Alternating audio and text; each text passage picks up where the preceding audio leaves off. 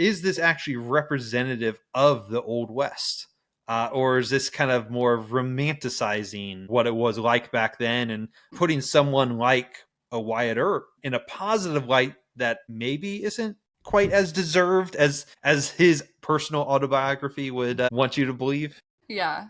No, that is funny that you mentioned that because I did watch the History Buffs video on this, and if you guys haven't watched any of History Buffs YouTube videos, they're really great. So he basically looks at movies and sees how ranks kind of how historically accurate they are, Hmm. and he'll kind of say whether he liked it or not, even if it was historically inaccurate or whatever.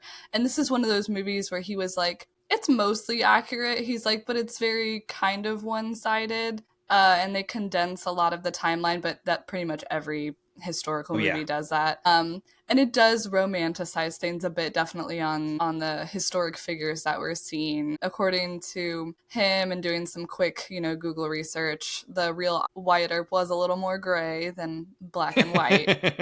And that's just being human. Some historians are skeptical of his that burning desire for justice, and really he might have done some shady deals with Bihan, the sheriff, with some of the silver miners for like political gain, because he did run for political office. And also there's histories where he was either a pimp or an enforcer at a brothel for a while, so not exactly the stand-up guy Yeah. that Yeah. we think of when we think of Wyatt Earp.